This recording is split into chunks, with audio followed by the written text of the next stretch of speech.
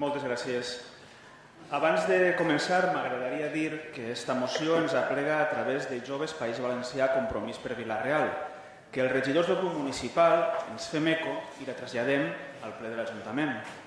Este és un col·lectiu cada volta més nombrós de joves actius i compromesos que des de fa anys posen en marxa per aquestes dates una campanya a través de la qual s'han portat a terme accions a peu de carrer o en les administracions, des de denunciar pintades de temàtica xenòfoba, extremista o nazi que apareixen en façanes o espais públics, fins a aconseguir que es dediqui un carrer a la memòria del jove Guillem Agulló, assassinat tràgicament per grups d'ideologia feixista només pel fet de pensar diferent.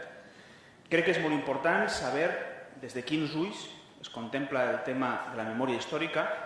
No es veu des dels nostres avis que van lluitar la Guerra Civil, des dels nostres pares que van partir el franquisme, ni tan sols des dels nostres ulls que hem viscut la transició, sinó dels ulls clars i sense prejudicis de joves que no van escoltar mai allò de «esto no fue una dictadura, fue una dicta blanda» o «més val callar per no obrir més encara les ferides». Potser és el que ens fa falta en aquest país. Persones que vulguin parlar, que a través del diàleg i del consens vulguin tancar les ferides d'una guerra, d'una dictadura i d'una transició inacabada. Però també m'agradaria remarcar tres coses.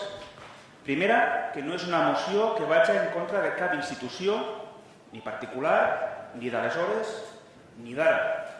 En segon lloc, que no pretenem generar una damnatio memoria, com es coneix en termes historiogràfics.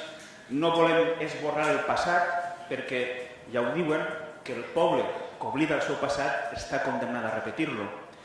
Una altra cosa molt diferent és que ens parega bé mantenir símbols d'una dictadura fora d'un museu, en el carrer.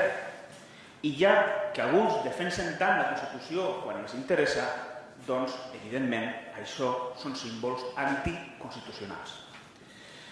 I en tercer lloc, dir que aquest tema mai s'ha defugit per cap corporació, hagi governat qui hagi governat ací en Vila-real. Hagi estat del PP, PSOE, Esquerra Unida o Compromís, s'ha complit amb la llei. No obstant això, en Vila-real encara queden espais públics, façanes de cases particulars, en les que persisteix la simbologia franquista i on mana la llei que s'ha d'actuar, però sobre els quals tampoc volem que recaiga aquesta responsabilitat, sobretot a nivell econòmic. Per això demanem la modificació de la llei i la participació econòmica del Ministeri en la seva retirada, perquè ara és el moment d'elegir des de quin punt de vista, amb quina mirada, volem afrontar aquesta situació, ja que és cert que el Ministeri està emprenent una reforma de la llei, que la Conselleria està preparant accions i que per a tal fi la mateixa Universitat Jaume I ja està redactant informes. Però tinguem en compte que segons les converses amb els mateixos professors que estan redactant aquests informes, després se'ns farà plegar l'expedient ací a Vila-real, al mateix Ajuntament, que serem nosaltres els que haurem de redactar i aprovar un informe complementari on s'especificarà quina acció portar a terme, mantenir, modificar o eliminar els elements i qui haurà de fer-se càrrec, si l'Ajuntament o el particular, cosa amb la qual ja els hem dit que estem en desacord. Però sobretot, el més important és que tard o d'hora el debat tornarà a Vila-real. Tenim 2 dies. Eludir la nostra responsabilitat, desviant la mirada cap a la Conselleria o el Ministeri, inclús podem donar la callada per resposta, o ser valents i dir des d'ara mateix que sí estem pel diàleg i no per la divisió.